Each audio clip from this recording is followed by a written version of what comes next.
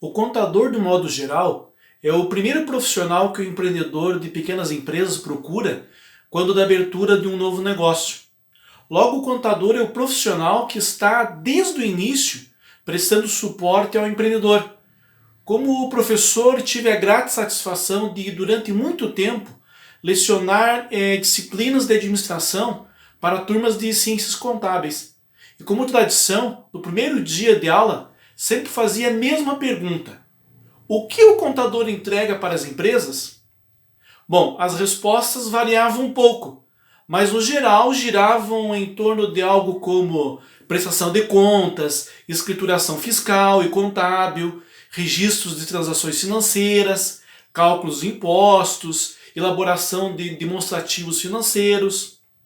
Mas para demonstrar a minha insatisfação com as respostas, eu sempre repetia a mesma pergunta várias vezes, até que os alunos se cansavam de responder e se calavam, e um silêncio mortal pairava na sala de aula. Então eu aguardava alguns segundos e dizia: tudo isso que vocês responderam são coisas que o profissional da contabilidade elabora, ou seja, que é próprio do simples ato do fazer operacional.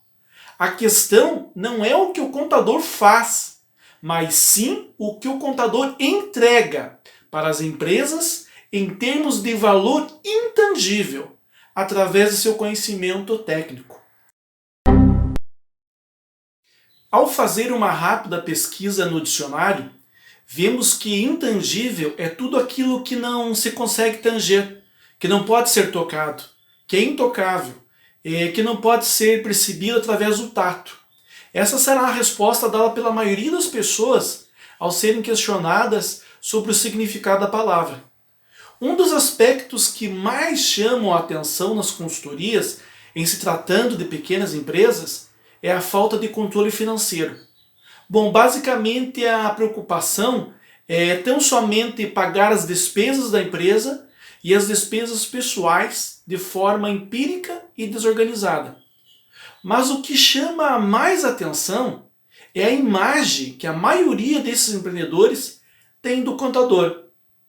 Usando as palavras de um dos assistidos nas consultorias, abre aspas, o contador é aquele que manda as guias para pagar imposto. Vou repetir. O contador é aquele que manda as guias para pagar imposto. Pois bem, a parte tangível, ou seja, aquela que é palpável e que está materializada nas prestações de contas, escrituração, registros e demonstrações, é de suma importância para as empresas. Desde que, é claro, o empreendedor entenda o que é e para que serve. O empreendedor entenda o que é e para que serve. No entanto, entender o que é e para que serve não é suficiente. Será necessário o acompanhamento de um profissional com conhecimento técnico e experiência para ajudar a tomar as decisões mais acertadas. O fato de muitos empreendedores não ter qualquer formação em gestão os impossibilita de compreender, por exemplo, a importância de repassar informações fidedignas ao contador, que por sua vez são fundamentais na elaboração de bons relatórios que auxiliam nas tomadas de decisões. Essa limitação de enxergar apenas práticas diárias de curta distância, desconsiderando o planejamento, que é uma visão mais ampliada a médio e longo prazos, revela-se como uma espécie de miopia administrativa. A miopia administrativa está para além do simples desconhecimento de práticas administrativas adequadas. Por vezes, ela revela a própria negação do empreendedor em aceitar as recomendações dos contadores, que, não podendo obrigar, apenas orientam, ou pelo menos tentam orientar. Vou dar um exemplo. Imagine que um homem, não se sabe por qual motivo, está sozinho no deserto e tem apenas uma garrafa d'água. Ele sabe exatamente a sua localização e a quantos quilômetros está do povoado mais próximo. O que ele faz? Sai caminhando? Senta e espera o resgate? Como as condições de sobrevivência não são nada boas, ele calcula com base na quilometragem do povoado mais próximo quantas horas ou dias serão necessários para chegar ao seu destino, levando em consideração a sua velocidade média de caminhada e os intervalos de descanso necessários. Bom, baseado em suas análises, ele determina quantos goles de água poderá beber a cada hora. E através de seus conhecimentos em geografia, e sabendo que à noite as temperaturas caem drasticamente na região, ele decide ficar atento a tudo que encontrar no caminho e que poderá ser usado como abrigo e fogueira. A questão que lanço é a seguinte: a probabilidade de sobrevivência de uma pessoa no deserto é proporcional à quantidade de recursos disponíveis? Ou seja, quanto mais recursos, maiores as chances de sobrevivência? Bom, lamento informar, mas a resposta é não necessariamente.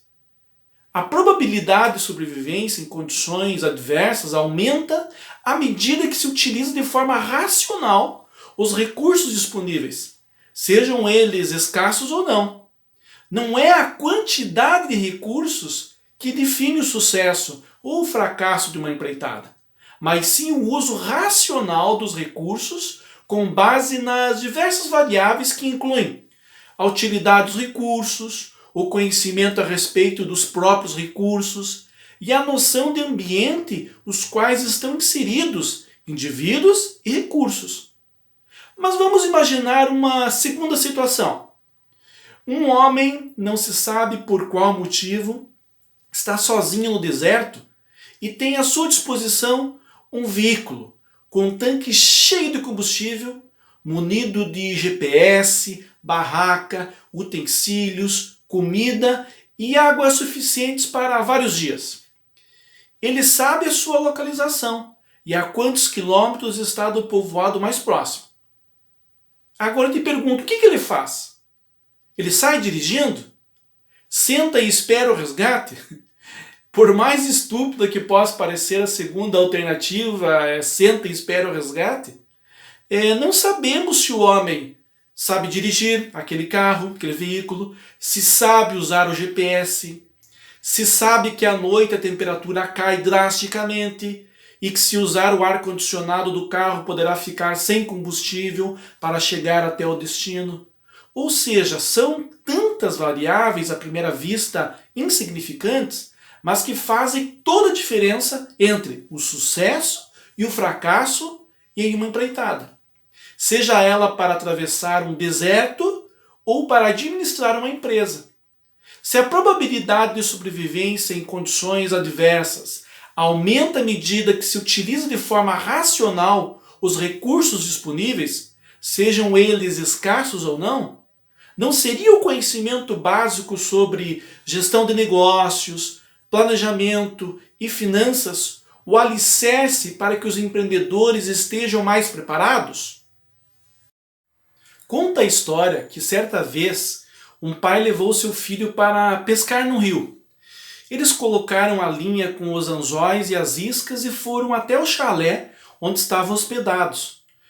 Uma hora depois voltaram para o rio para ver se haviam fisgado alguma coisa.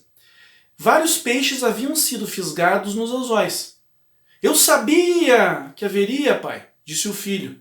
Como você sabia? Perguntou o pai. Porque eu orei, o menino disse. Então eles colocaram mais iscas nos anzóis e voltaram ao chalé para jantar. Depois desceram ao rio outra vez e havia mais peixes fisgados na linha. Eu sabia, falou o menino. Mas e como? Perguntou o pai. Orei de novo, falou o menino. Então eles colocaram a linha outra vez e voltaram ao chalé. Antes de dormir, eles desceram novamente ao rio. Dessa vez não havia peixes. Sabia que não teria, falou o menino. Mas como você sabia? Perguntou o pai. Porque dessa vez eu não orei, disse o menino. Mas por que não? Indagou o pai. Porque eu lembrei, pai, que esquecemos de colocar as iscas nos anzóis. Portanto, imaginar-se empreendedor sem conhecer e usar as ferramentas da boa gestão é ilusão. Da mesma forma, é ilusão imaginar-se um pescador sem conhecer e usar os princípios básicos da boa pescaria. É como lançar os anzóis sem iscas, orar e esperar um ótimo resultado. Esqueça essa história que muitos acham que o contador é o cara que manda as guias para pagar imposto. O contador, além de ser um profissional capacitado, ele poderá ser um ótimo parceiro para maximizar os negócios na sua empresa. Caso você ainda não seja inscrito no canal, se inscreva para que possamos levar mais conteúdo para você.